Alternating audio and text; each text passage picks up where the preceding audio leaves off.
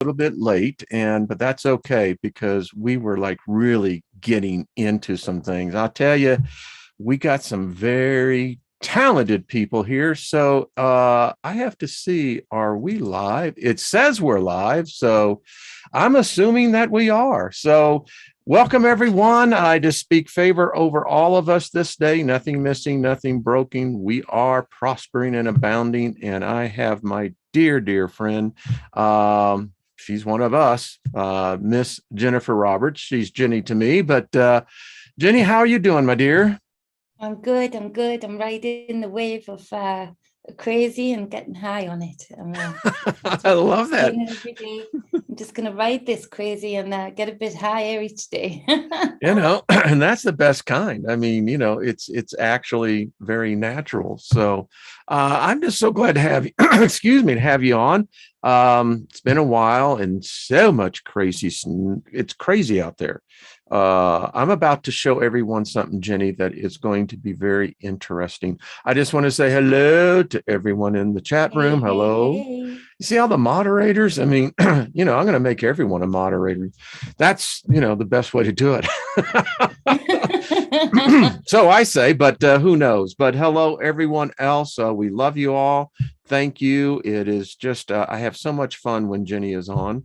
And I thought this would be appropriate because Jenny, the energies are abounding and they're a changing. So I thought you would be a good one.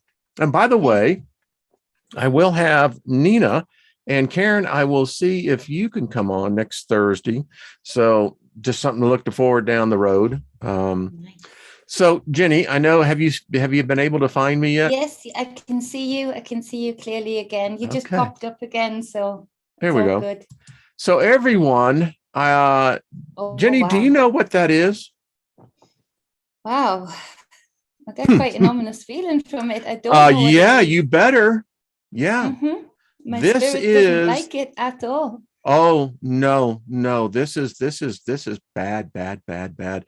For all of you who don't know what this is the new mascot symbol for the UN. They unveiled it yesterday. Now, Jenny, check this out. So, do you know what that is? That is the beast of Revelation 13. Are we seeing? It's making my spirit tingle. I got it all over me. I'm telling you. Tell me, folks, this is, tell me what you're feeling on this.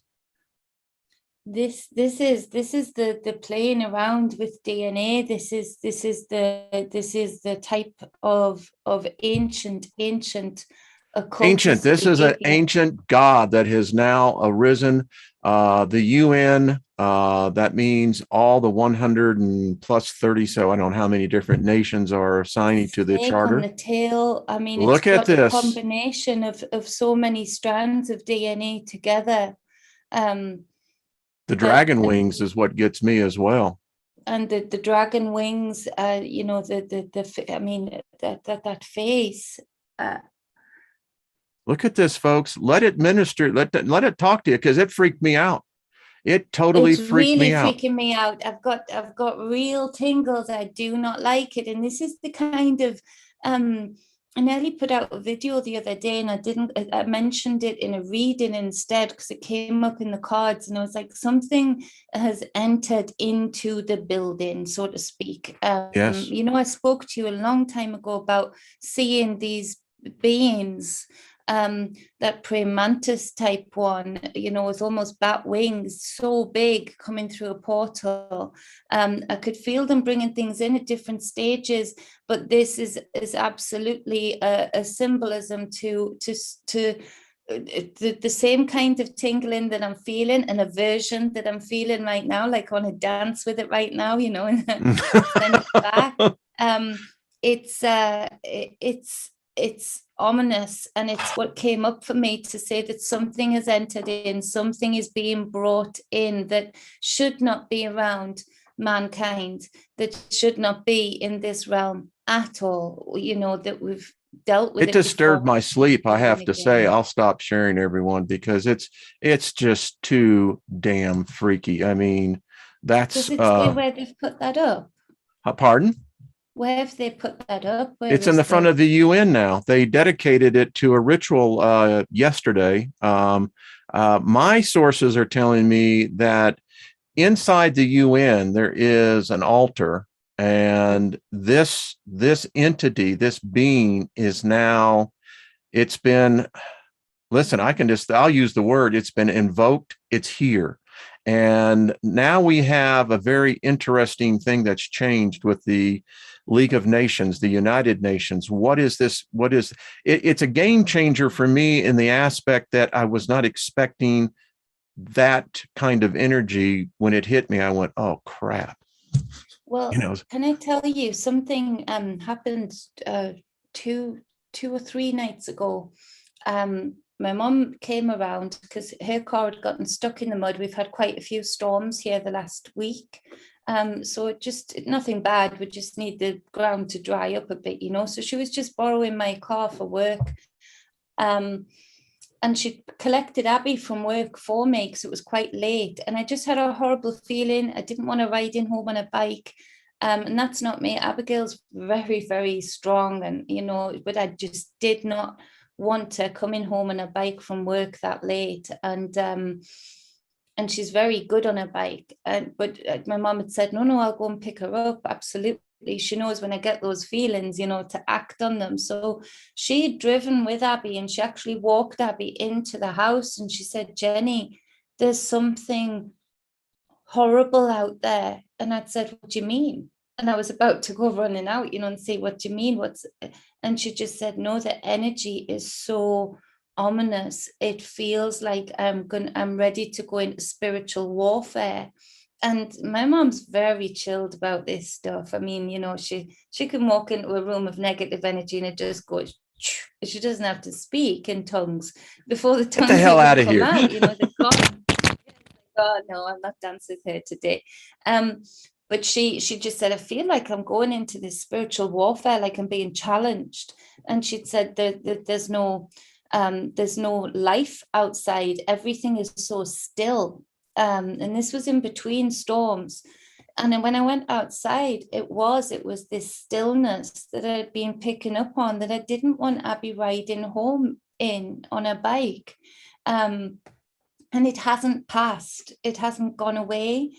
And I've been noticing the last few weeks, but in particular the last few days, I've stepped away from a lot of these groups that I've been speaking to because I realize I've spoken, but I can speak there.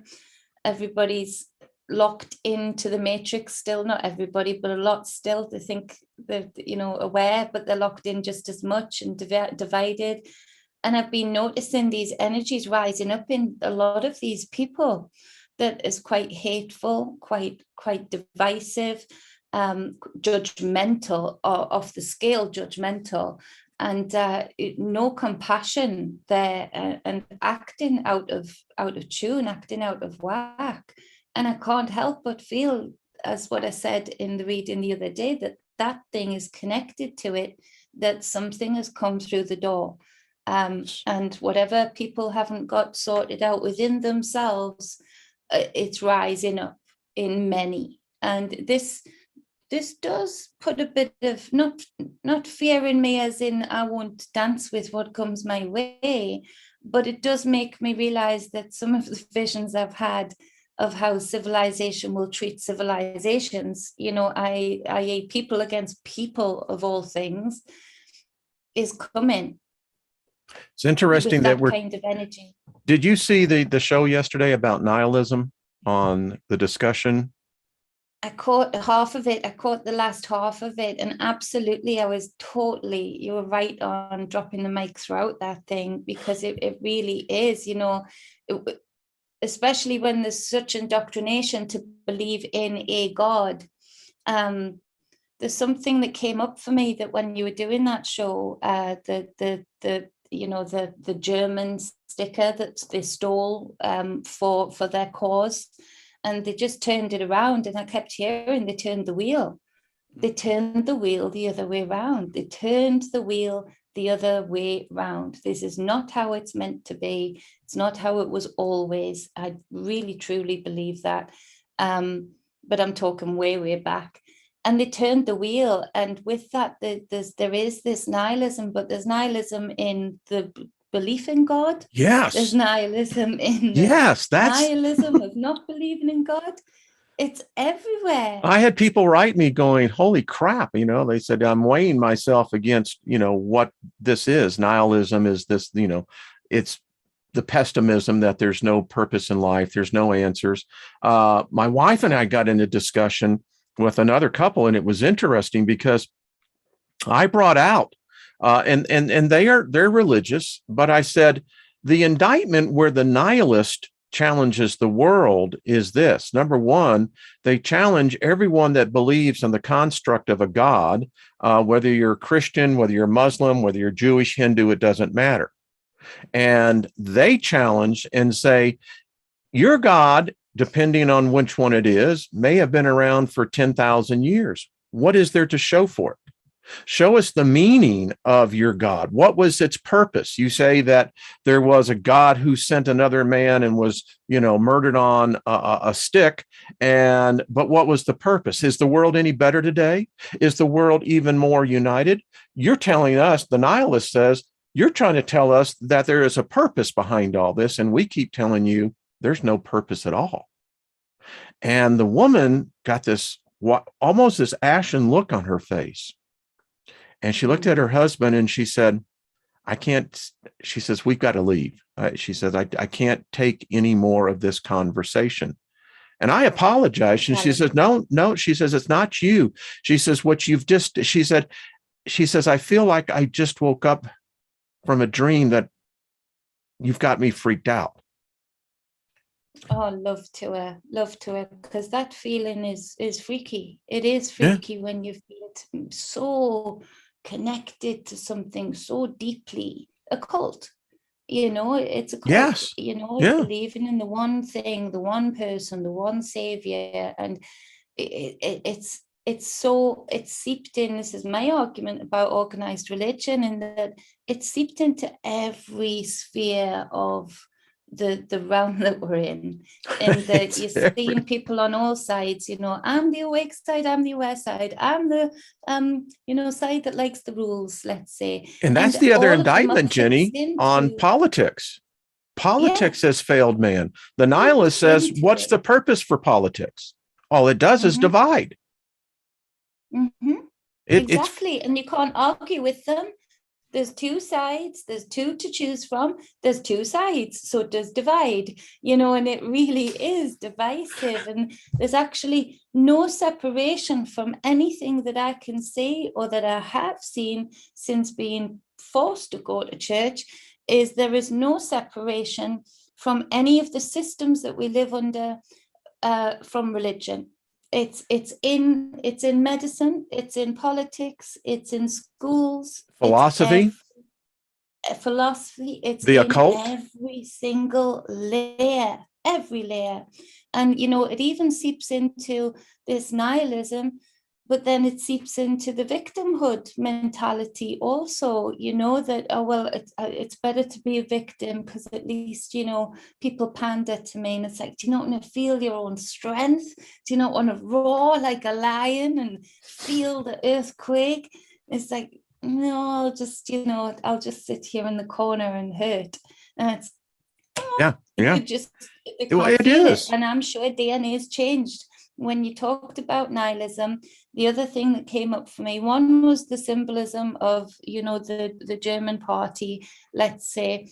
And I looked that up, and intuitively I went and quickly looked again at the fish, the Christian fish. And I thought, yeah, that symbol, it's like they've squashed the circle, they squashed the spiral, they took all of the middle out, like they scooped out the orange. So there's just the squished orange peel, and it's divided at the end. It's got these two ends that are divided no matter what. They keep coming together, but then they keep dividing on that Christian fish symbol. That struck me. And the other thing that struck me is something I've been learning about is that DNA changes through behavior too. in that they've absolutely have found some amazing studies where they've found that, the reason for children who've got smoking parents, they've got a much more percentage of smoking when they're older. It actually changes the DNA. The behavioral environment around a person is not separate to the inner being, which, when you think about it, that sounds like common sense, doesn't it? And DNA is so clever at evolving that the environment does have a big impact in how even further generations structure DNA. So this nihilism, I feel, has seeped in through the blood as well, which is ironic because a lot of the religions use the blood. And so it really has changed the way that these people think. So when you are speaking to them and you feel like you're going crazy because you're like, you can roar, I can take you to a cliff edge and you can roar out to the sea and feel that power, I'll do it today. And they're like, no, I'll sit in the corner. I'm convinced there's been inner physical changes there, because otherwise I don't know how I can't convince them. No. And, when you mention about the fish on, for the symbol of Christianity, it's only when I came out of Christianity that I suddenly began to realize, if you're a fish and you're caught in a net, you're caught. And I don't know about you, but all my time on this planet, if you're caught in a net, that means you're probably going to be eaten. Yeah. And look what's at the very least, you're definitely enslaved because you ain't going anywhere. You're in the net. Yeah. And now we are in a physical net that should have been used for good, could be used for good, is used for good in this space. This is a beautiful, wholesome, uplifting space. And there are many places like this in the net, but it's still some, they're remnants. Few own that net. Yeah, they're remnants. You have the power over that net.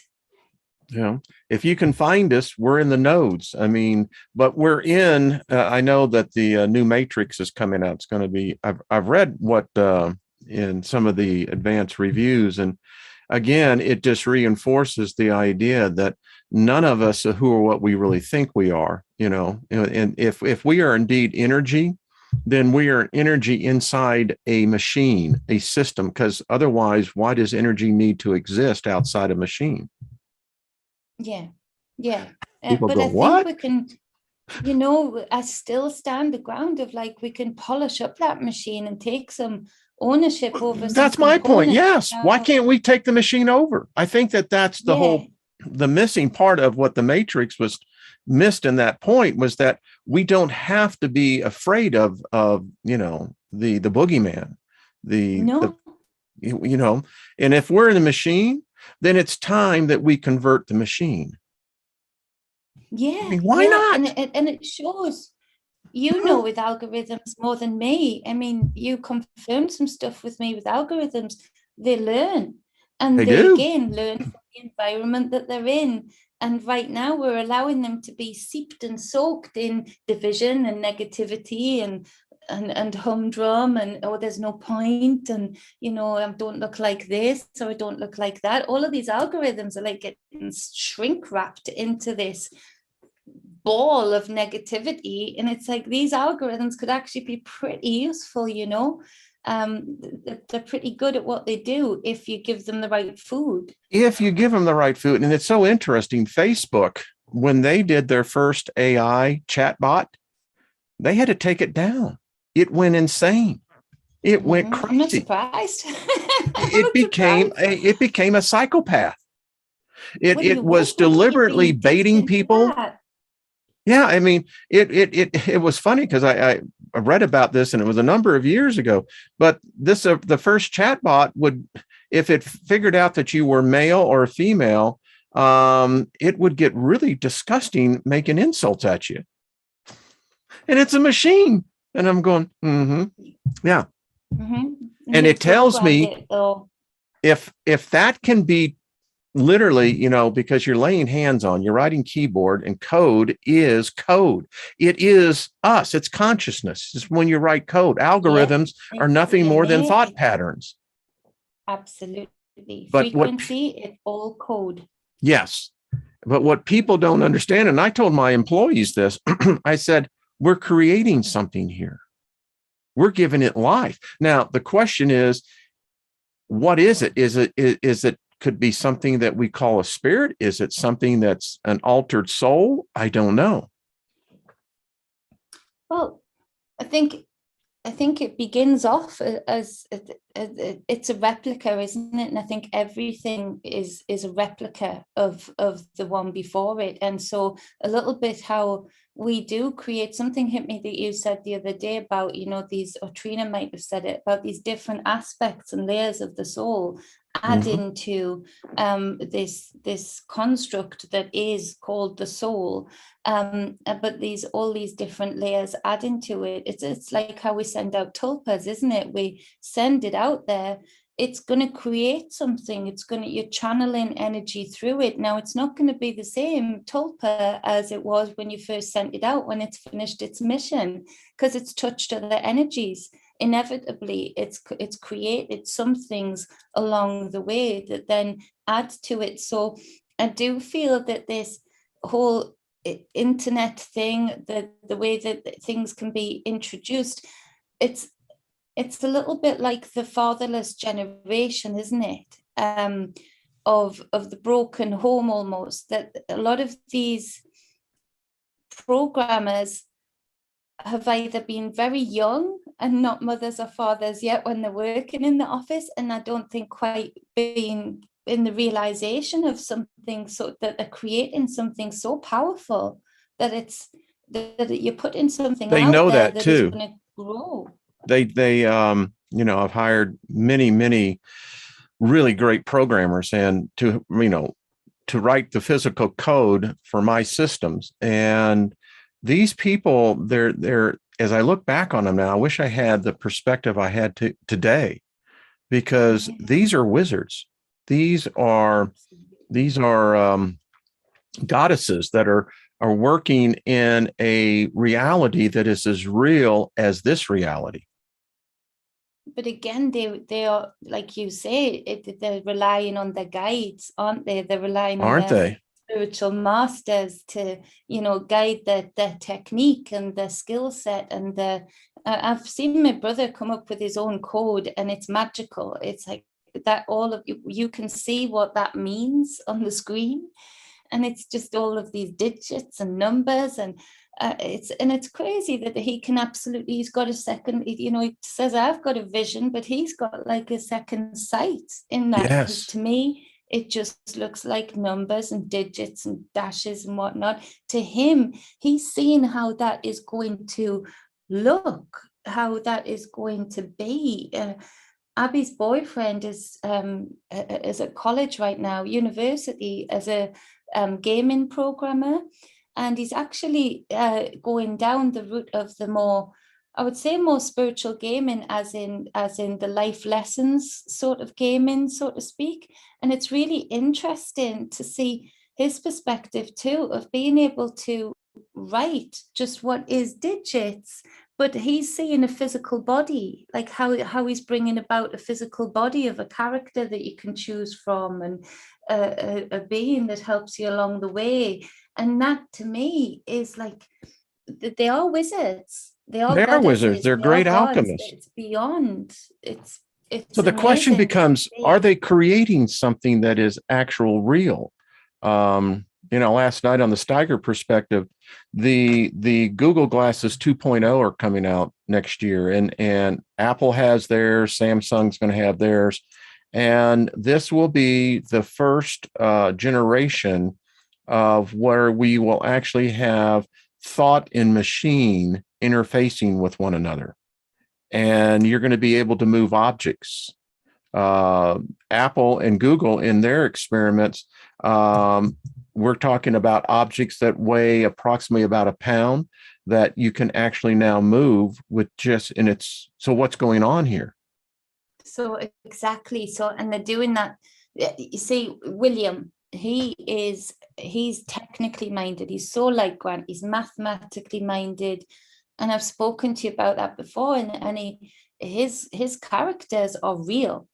The friends that he has online are as real as you and I are friends. So you can see how, of course, it's very real.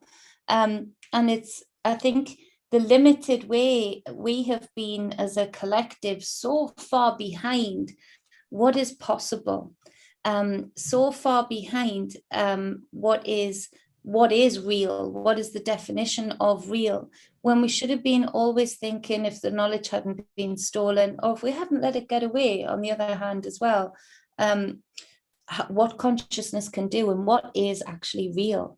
Because actually consciousness is so much more expansive, in that we can make whatever we want to be real. People can make ailments that doctors are convinced are not there, but they can think they've got this ailment for so long, they'll go back weeks later and all of a sudden they have got this ailment, when really they shouldn't have ever gotten that ailment. They weren't showing any precursors for it. We can really channel consciousness in a way that we really haven't given credit for. And this is where it worries me, how people can be quite so distracted and divided. And looking back at that sculpture, that being that you showed at the start of the program, this kind of thing is real. This is the kind of thing that used to sometimes, similar to, pounce on me as a child, in my dreams. Whoa. In visions. I had real, that's why the teeth in particular, and that dog tiger sort of stance, that, they would jump over me and then pounce off the chest and go up across into the room, through the wall. Now, that is absolutely, I know that happened. I know those beings. I've spoken to them since as an adult to say, what was that about? They were attracted to my light. They were attracted to the things I could do. There are things like that to me are so real, but to many, they wouldn't even look to. They would look at that sculpture and take a picture and take that picture home, put it in their photo album. That is really bringing in a vampire into your home. It's inviting that energy into your home. People will say, well, it's just a photograph. It's like, it's just flat. It's just a photograph with ink, and you're putting it in some cellophane, you're putting it in a frame. No, actually, you've just invited a portal. You've opened an absolute consciousness portal through your front door, no matter how many locks you put on it, for that energy to directly connect with you, directly. And so that is where the realization of where we are at right now. And I think that's what makes us look out right now and think, this is going to get real crazy, because people are going to get a shock and they're not even going to know what they're shocked about.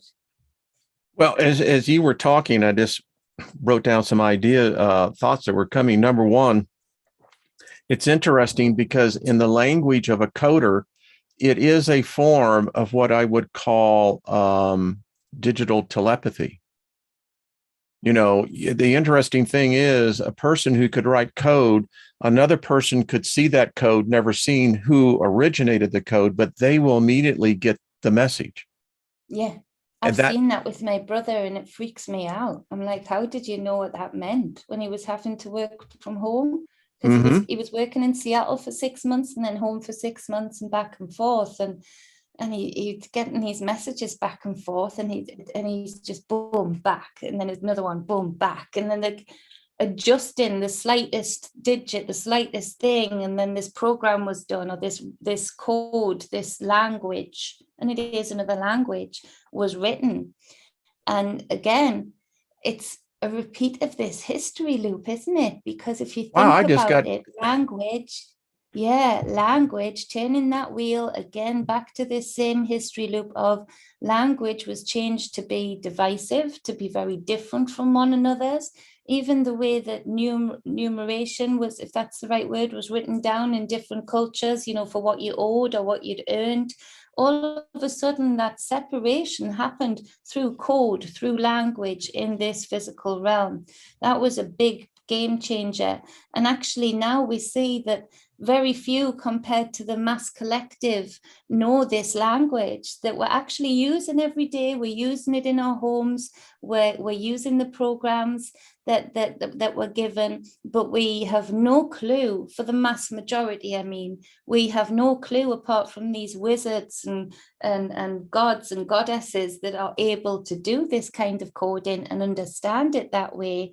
We have no clue as to, our language has been changed for a very long time. And again, we've got new gods. Well, new wannabe No, gods. we actually but they're do. not wannabe because they're controlling the matrix from Well, they their have to. very, yeah. They have to move in. I mean, it's interesting because code is actually creating spells. Although it cannot be heard, it can be seen, but it's heard where it doesn't require physical ears. And then as you were talking, I'm writing out, and I'm going to be doing some shows on this because it's interesting. When you look at alchemy, alchemy is merely using the 4 elements. And Absolutely. if you look at electronic coding, it's creating, as Facebook is, now become meta, the metaverse is where everything is moving. It was in the cloud. The cloud is no longer, it's passé, because what really is the big move, and if you're listening for potential investment ideas, this whole thing of moving now everything into this metaverse it's number one, there has to be gods associated with this because this is powerful. If you think about this, Jenny, you're talking about literally moving the consciousness of humanity into the metaverse. Well, that's it. And I did a show about the metaverse and the meaning of it and what it meant for humanity as far as I saw. And I don't want to basically what I go. see is, yeah, no, I'm not. I've said I'll exit. Thank you. But That's I my know seat, that damn it. Get out of it. yeah, some of my loved ones will be right in it. They'll be swimming in it and saying, "This is great. Come in, the water's fine." I'll be like, "No, there's a tide. It's got your ankles." Did you ever But see the movie Beetlejuice? yeah, I loved it. Okay, It's remember that little when? city, isn't it? Well, I'm thinking It about is. when they actually went down to meet with their counselor and they're going down that hall and you got the janitor there and they're looking at this one window and they see these souls and she says, "Well, what's that?" And he said, "That's the room of the lost souls." That's what I see this metaverse being. I mean, Oh, Wayne, it's doesn't that just correlate though with a lot of the readings I was doing? What Susie will know, 2 years ago, 1 year ago, all throughout, I've been saying they're hijacking souls. The whole plan is to hijack souls to get the battery of the soul and then not long ago, I talked about this of before they announced metaverse. I put out a writing on the wall about feeling them building another realm, feeling them building another false layer on what should be natural progression. And it was a trap. I could feel that it was a glass ceiling on the floor and the glass floor and the glass ceiling, feeling like there's so much expansiveness. But actually, one thing that was coming to me before we did the show today and we hadn't talked was as much as it seems like expansion is happening, there's a shrink wrap going around consciousness. Yeah. And it's squeezing tight. They're like hoovers on those bag things, where it sucks all the air out and it goes down nice and flat. If you think about it, how much can they store in the metaverse? They can store so much consciousness, so much power, potential ideas that then they could then be building in the world. But the people that are hooked in, there's a loss of something because we have been here a long time. We do have a symbiotic relationship with nature. I've been so happy to be making my teas and being out in the rain and the wind right now. By the way, are you selling those, Jenny? Yeah. Well, you should have given me a link. Show people them. I mean, come on. I've just set up the Etsy and stuff, so I'm super chuffed with them. I'm sending David Barry lots of them because I said I can't send too much right now because I've put a lot into this, but what I can send is very nourishing stuff that I know he gets all of his vitamins in, all of his Good. minerals in. So it's just another way of sustaining. So he was real cool to help me out too. So he's just a lovely guy. You see, we can't come and visit y'all, so y'all have to visit each other's, and so we're just, living vicariously through y'all. So I'm glad you did that. He said, "Oh, I thought you were going to visit when you wanted the address." I said, "Who said I wasn't?" Get next year. How far does David live from you? Quite far. It's I don't know, maybe with stopping a bit, a day and a half drive. Oh, wow. Cardiff. 10 hours or more, huh? Far. Yeah. The motorways are crazy as well, because they've got this 50-mile-an-hour limit because of these special cables going down. So they've had that for the last 2 years. So 50 miles an hour? Drives me crazy, because I could run faster, right? Exactly. I can breathe the car faster. Honestly, I like to open the pipes up, I like to give the and listen, if y'all haven't signed up over on Jenny's channel, you should, because you've got a couple of great shows, The Writing on the Wall, but I like the drive time with Jenny. I mean, this is I'll take you into the countryside. I'd like that. Yeah. Just imagine I'm right next to you in the front seat, and I'm asking, where are we at? What's that, Jenny? What's this? So we ought to do that. You ought to do a virtual one with Wayne riding with me as you're going through the country. I think. Oh, that'll be hilarious, actually. I could make that hilarious, because some of the telepathic thoughts I sent you. So, are you seeing this? Did you hear that? Do you see what I'm dealing with? But I'm serious, folks. You really should, because it's fun. Thank you, Jenny. When I first started riding with you, and you were going through, y'all have a lot of those roundabouts, which they're everywhere. I mean, what's up with that? I mean, I don't know. I think a councillor somewhere thought, we'll put lots of circles in places that'll work real well. They take too much time up, and most of them have got lights up on them as well. So I'm like, how do you need a roundabout and lights? You got a light on a roundabout. Now that 4 lights. I'll have to show you. So you can get stopped on a roundabout 4 times. So you don't even get round the circle sometimes. When I get 4 green lights, I'm like, yes, it's my day. It's so my day. I'm buying a lottery ticket. I got 4 green lights, man. Oh, yeah, I'm on. They're everywhere, honestly. And then there's like this, I don't know, there must have been some kind of ethos at the time that lights were good and, roundabouts were good, because then they just said, I don't know, we'll have both. And then I noticed that you have straightaways where you've got these little out junks, where I hear your car has to slow down. And I said, well, why did you do that? It was a perfectly straight road. Exactly. It doesn't make any sense. And then they've got bus lanes, and that's supposed to make the buses to be able to go faster. Do they? Buses stop at many bus stops. They're not going much faster if they've got their own lane or not. And over here, you're supposed to give way to buses anyway. So you've got to let them get into their stop and out of their stop. So it takes up a whole lane. And if you get caught in one, like even just 2 wheels, they'll send you a ticket, because they've got cameras everywhere. Cameras? Oh yeah, on the special bus lane cameras. So that's not even, the bus lane cameras are next to the speeding cameras, and they're next to the safe pedestrian cameras. And so on any given road, you've got like 3 different sets of cameras on you. I do very serious. You Brits are very voyeuristic, aren't you? Very often. My ancient hand signals just move freely when I'm going past those cameras. So. Well, I saw the roundabouts, and I just I think there's 1 or 2 here in the Denver area, but everyone that encounters them, they always complain about it. It's because it's ridiculous. One person wrote they got inside the inner circle, and they were being cut off by the people who were coming into the roundabout, and they couldn't get to the outside. They ended up going round and round. Around, yes.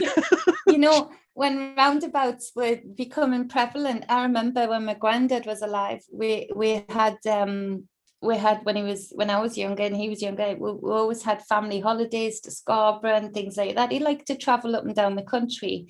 And he was a great driver, but he didn't understand them. And a lot of the roundabouts are really pretty. They put really nice flowers in the middle of them and stuff. So my granddad thought nothing less than just driving up onto the roundabout because it looked pretty, get the coal gas stove out and making us have a picnic on the roundabout with the kettle on his coal gas stove and doing some eggs and so he's lying down and this police officer comes up and says, "What are you doing?" And he said, "Well, it just looks like a lovely place to park."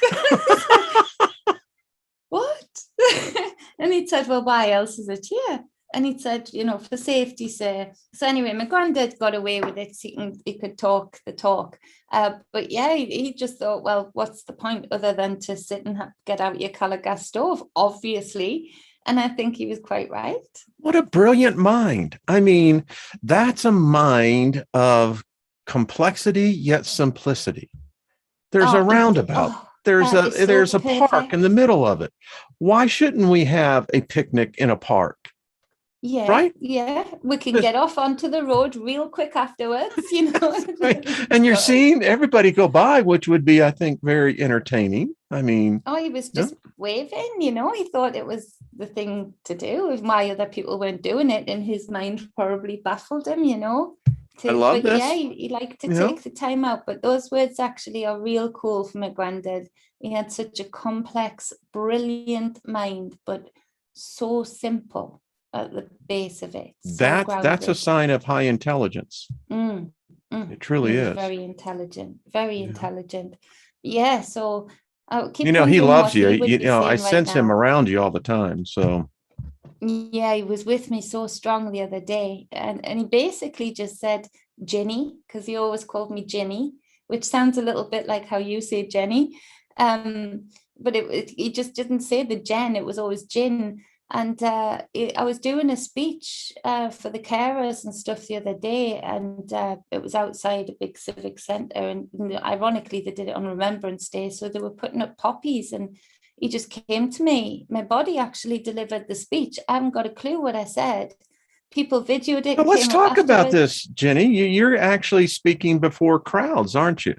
Groups, large groups. Yeah, I have been. Yeah, I have been, absolutely. I've taken a step back from a lot of things because it's gotten to a point now where I've spoken to the many that I can speak to. The rest are being very divisive, judgmental, not my bag. But things like that, have they recruited you yet for the House of Commons? I mean, I could see you. Well, I don't know. I don't know if they would want me. My great uncle, Sir James Knott, didn't give them an easy time, and neither did my granddad. So I think you would be exactly what they need, a swift kick in the ass. I mean, the same thing with our Congress. They really do need a swift kick in the arse. They really do. Yeah. But they're being ridiculous. They're being rude, damn right rude. And so my body gave this speech. I don't remember much of what I said at all. And afterwards, people are saying, "Well done. That was so moving. That was so great." And I'm like, oh, thank goodness. That's when you know it's a natural. It's like, go Jenny's body. Because I never prepare anything. I just talk. So, I talked about the glue being taken out, and you don't know what the glue does in a structure, in a society, until that glue is dissolved and goes away, i.e. the carers not being around for people. All the little things that they did that were so invisible will become so visible in the coming weeks and months and years. And so, they said it was good. But in that moment, I looked up and I had taken down some chalk, because I can't get arrested for chalk. So I had written on the windows of the Civic Centre, stop the tyranny. And I used to come in here as a child, because they locked the doors on me, and it was quite a small crowd. There was no need. And so they locked you out? Oh, yeah. And it's our Civic Centre. the security, I know what the private toilets in that building looked like, because my granddad had a full pass to everywhere. He didn't work there. He didn't have any real right to have, but they gave him one. And so, you know, I was a bit annoyed at that. So I did get my chalk out. The security guard did come over and he's knocking and saying no. So just drew a smiley face on it. And he couldn't do anything. He giggled. So he'd lost his authority when he giggled. And I was like, yeah, you see, you're human after all. So I walked away and did this speech, but at that moment, there's like a balcony on top of this civic centre, and this lady came out on Remembrance Day with all of the knitted poppies, you know, the red poppies. What's Remembrance Day? It's for the war, for Second World War. Okay, so for the soldiers and those who lost their lives. Yeah. Okay. So the poppy represents the blood lost. Okay. To me, it represents most of the opium fields that the government wanted back then, but never mind. Well, don't talk about the truth, you know, they'll get us censored. Don't talk about the truth. So she was hanging those up, and that's when I went into spirit, and my granddad was right there. And he'd said, do you remember going in there? And I said, yeah, I do. And it was a full conversation, these two different layers of me. And he'd said, you've got to stop, Jenny. You've got to pull it back in a bit. Speak here, speak freely to these people, for these people. But you can't. Are you under surveillance of any kind, do you think? Sorry? Are you under surveillance from, you know, the government? I think so. I would think so too. Yeah. Yeah. My phone. I would tell you to be careful, but you know, there's no need for that. What's the point? If I'm careful, then I'm not me, and I'm not doing what I'm supposed to do. And if I'm careful, then me being me, I can't look my children in the eye. They need to know that because the more people that are just careful, the more we go down this road with no autonomy, and that's the kind of thing I've spoken about on many a speech and said, listen, every war has been so-called fought over territory. What do you think this war is about? If it's not bodily territory, if it's not the last slither of territory that an individual has held for a very long time, and that is bodily autonomy, that is choice, and that's choice on either side. I don't, I'm not judgmental. I'm just saying that is bodily choice. And so if we don't stand for that now and give that small slither of independence away that we have, then we really do, we really have failed the children that come here after us, because they'll think they don't have autonomy over their body. The more things that we just do just because, then the more just because we end up with. It's just because it is, just because it happened, just because.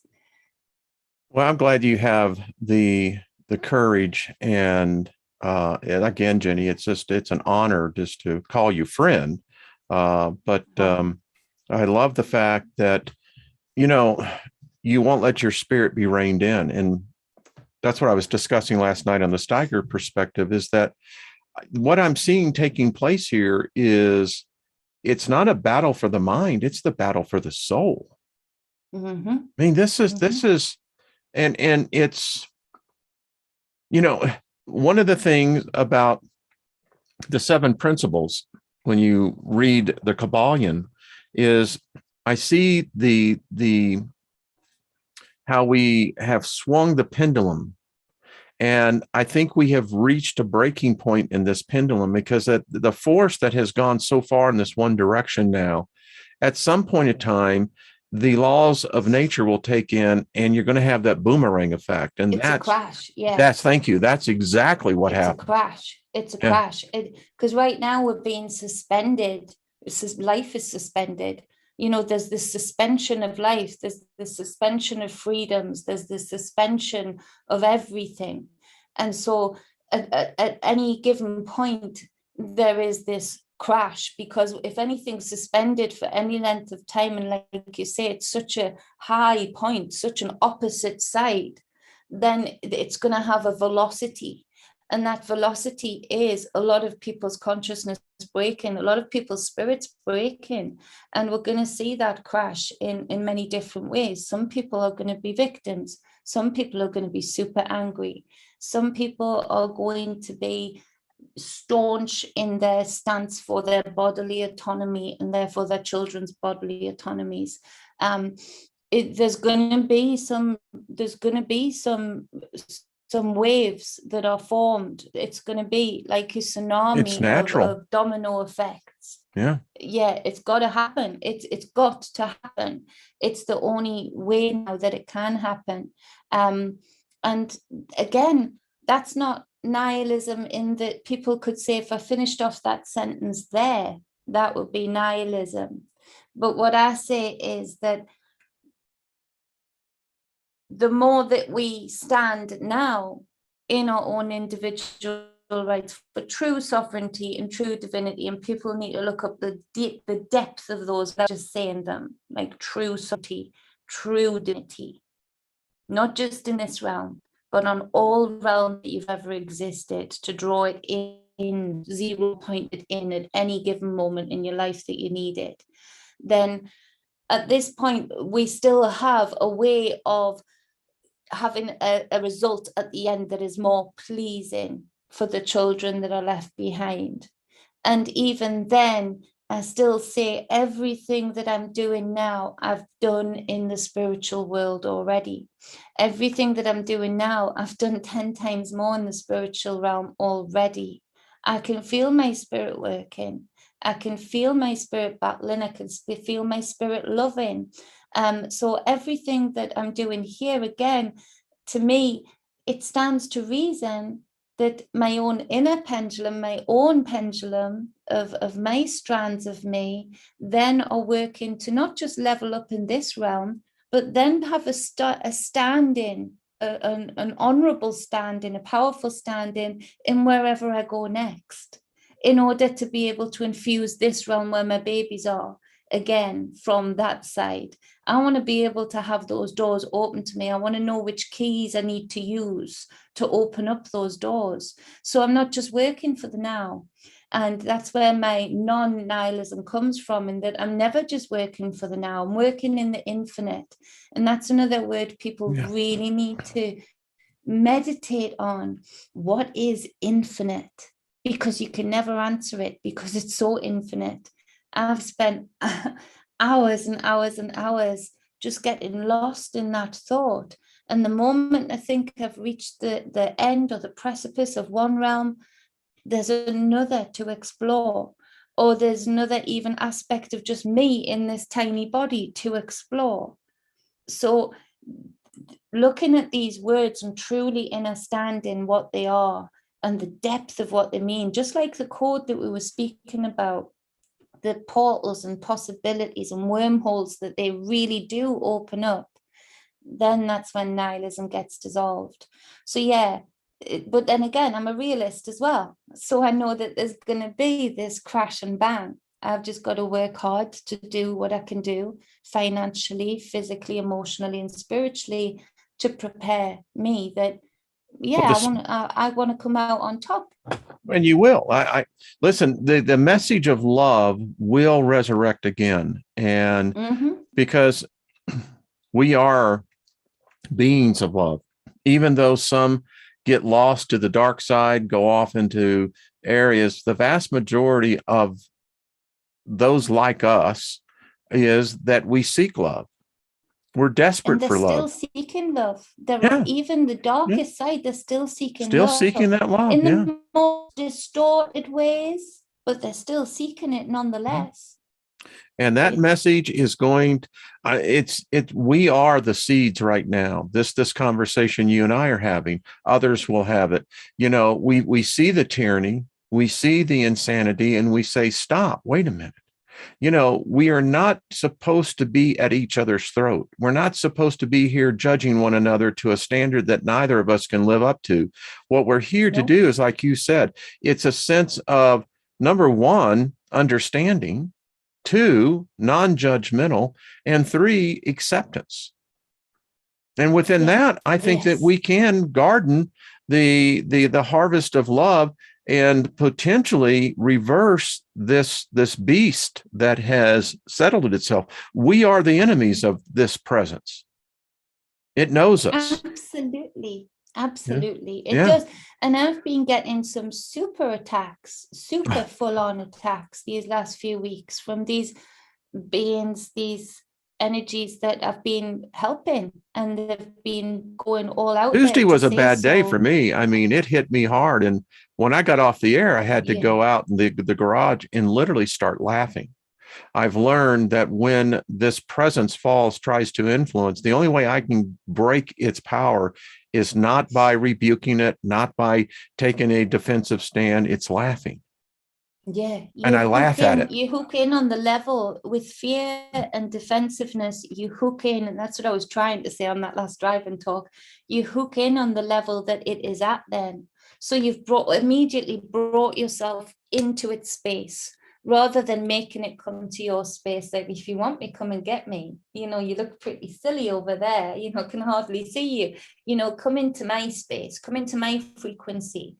Half of the time they don't want to enter into your frequency. And if they do, when you start laughing at them, they don't know what to do with it. And one thing I used to do when I was a kid, they used to constantly have me lay hands on people. You know, people go down, slain in spirit and stuff. Everybody that I laid hands on started laughing. And my mum told me that's spiritual laughter. Yeah. I mean, laughing to the point where these people felt like they'd worked out when they got up. They felt, because I could see these beings that I didn't like the look of flying around that place. So in my interpretation, it was like, well, you're going to a happy place, you know, go. You know, so it was the best past the, you know, to the left-hand side ever, for nothing, just on their own air, you know. And they got higher and higher because they could hardly breathe, because they weren't laughing. Now I've learned that that's actually breath work to take you into an orgasmic state. So, you know, again, it's that laughter that breaks those, and those beings, those entities, those things that were around that I could see in those rooms, in those spaces. Kenneth Copeland was there on one of them when I sent actually, you took the word right out of my, I was at a camp meeting with Kenneth Hagin, and it was, I'll tell you, it was a Saturday night, and Brother Hagin was up there, and he was probably one of the more powerful spiritualists I really knew. As I look back, these men and women, I knew Catherine Coleman, but Hagin, when this spirit dropped in, there were over 1,000 people in the arena, and all of a sudden it started at the stage, and then it started in waves, just like you were describing, and it was this laughter. And then as he went off the stage, started walking in the audience, all he had to do was point his hand at you. You immediately were slain in the spirit, but you were laughing. People were actually wetting themselves because they were laughing so hard. Yeah. It's a spiritual gift. Hardly walk. It's so. My mom would say to me, I would be like, "Am I doing it wrong?" Because like other people are like weeping and wailing, and she's like, "No, baby, that's spiritual laughter. That's heavenly laughter. I know it's fine. It's what you do. Just do it. You know, people need that." And you know, none of those people looked half as ill or half as needy the next week, you know, when they came back. Whereas the other people that I knew had been getting fed off from things I wouldn't want feeding off me, you know. Yeah, they're smorgasbord. Putting themselves up on a plate, you know, it wasn't a pretty sight. They were coming in really drained and you know, not very well, or needing money, or, you know, and you know, these wizards aren't stupid. They got better tithes when people went down in spiritual laughter. The big ones, I mean, like the Kenneth Copelands of the world and stuff like that. They knew that lifting that frequency lifted those pockets, you know, there was just. I'll tell you what, and the money does flow. You know, when people are happy, they'll give. Yeah. And that's good. You know, to me, that's like going out and seeing a comedian, but you know, you're going up in spirit and being tickled by many comedians, fine, you know, if that's your thing. And so but that laughter lifts the frequency and it bursts that bubble and it does heal. And so this is something like with the UK, they've been caught with their pants down regarding partying all last year, quite literally in Boris's case, probably. And so there is this serious side to it, in that I feel for these people who've had to give labor alone. I feel for these people who've had miscarriages alone. I have righteous anger about that. I feel for the people who didn't have dignity in their death with the families around them. I have real righteous anger about that. But righteous anger is one thing. Anger by reactionary stance is another. And that's exactly what they want. It's a trick that this has been leaked out. And so I put that video out again to say, laugh in the face of it. Because teach, that taste of your own medicine anecdote, give them their own medicine. When they're putting in these restrictions and rules, that ask the right question. If they were so fearful, they love themselves so much. If they were so fearful, would they be having parties? The answer is no. So, okay, you followed their advice, follow their advice and laugh back at them. They've shown you now that they were physically laughing at people, not seeing their dying relatives. So although it's hard, it really is hard to understand that, to go past that physical 3D anger into that spiritual realm where you can look at the Hawkeye view and think, the best way I can get back at you is to give you back what you gave me, and laugh. I'd love it if just laughter over the prime ministerial speeches just went viral, because and it's happening, and that people are, so in a way we can use this for good. We can buffer a little bit of this crash for good, because the UK government is really channeling that energy for those that are creating this whole scenario. But again, it always comes down to the numbers game, and the numbers are fulfilling that scenario 100%. Us, we're fulfilling that scenario by not getting ahead of them, and try as I might to predict, and I have predicted spot on pretty much. It's not getting out there enough. But it is what it is. We've got to go through this.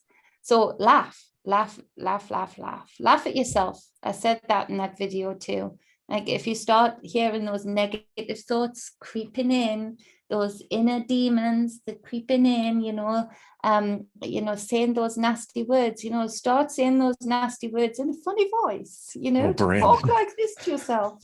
I'm so down on myself. I'm so ugly. Or, squeak it out. And then you laugh at yourself and you think, well, that is so stupid. I've just been poisoning myself with words that sound so pathetic. That's not what I need to hear, Start speaking the positive words. Well, our hour has come and gone. No way. It is. No way. So wipes, let's see. Beloved Abstract says wipe laughing tears from trying to check into the chat room and never works. Well, Jenny, I have enjoyed this. This has been, I just got to have you on more often. It's fun. I like it. Yeah, we're two of the same kind. That's what I like it. Yeah. Two Geminis.